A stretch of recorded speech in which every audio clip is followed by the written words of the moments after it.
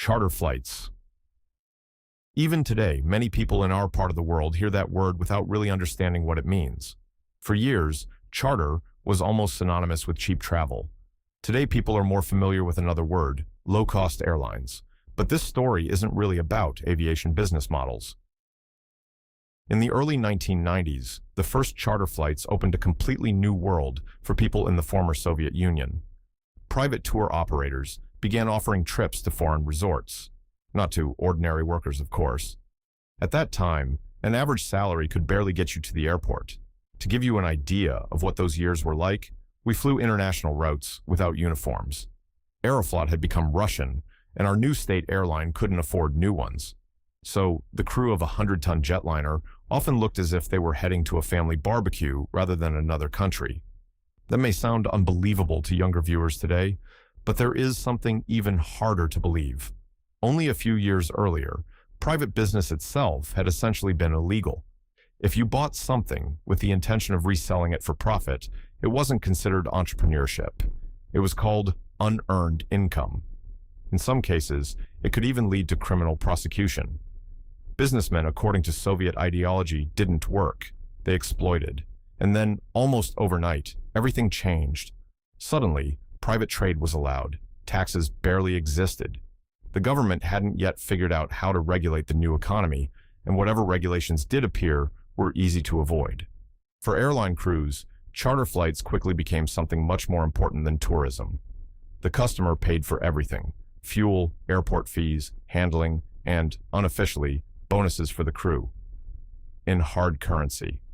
The unofficial payments often exceeded several months of our official salary from the state airline. And the businessmen who chartered our aircraft were usually happy to be generous. Their profits depended on us getting the job done.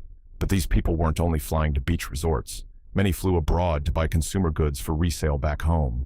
State supply chains had collapsed, large private companies didn't yet exist, and thousands of people traveled overseas, carrying merchandise in suitcases and bags. They became known as shuttle traders. One day, our crew received an unusual assignment. A Chechen businessman had chartered our aircraft. We were to ferry an empty Tu-154 to Grozny, the capital of Chechnya.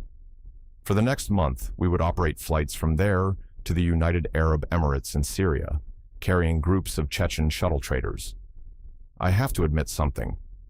Like many Soviet citizens, I had grown up with a certain stereotype. Soviet propaganda had taught me to associate Chechens with criminals and bandits. So I was genuinely surprised when I met the customer's representative. He was a young man, well-dressed, calm, confident, and remarkably polite. "My name is Imran," he said. The weather was perfect. Because we were flying empty, we loaded ballast into the forward cargo compartment.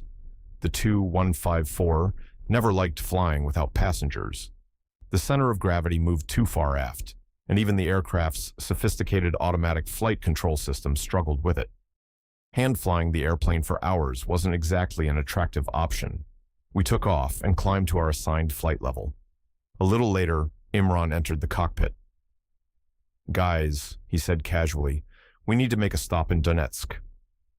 We stared at him as if he had lost his mind. I showed him the flight paperwork. "Look," I explained, "we have an approved flight plan. We can't just fly wherever we want." Imran listened quietly. Then, without saying a word, he pulled several $100 bills from his pocket and placed them on the center console. The crew exchanged glances. A few seconds later, one of us keyed the microphone. "Donetsk Control, 85486. Request descent and landing in Donetsk due to a technical issue." Whenever I tell this story today, people always ask the same question. Weren't you required to explain that stop afterward? The answer is simple. Imran said he would take care of everything, and for some reason, we believed him completely. The landing in Donetsk was uneventful. We didn't need fuel. Nobody asked difficult questions. As expected, the paperwork somehow ceased to be a problem. A short time later, a fashionable Volvo 740 pulled up to the aircraft stairs. A beautiful young woman stepped out. She boarded the airplane, and we departed for Grozny. Apparently, our customer had decided to pick up his girlfriend on the way, using his personal 100-ton airliner. I have to admit, that was a pretty impressive way to do it.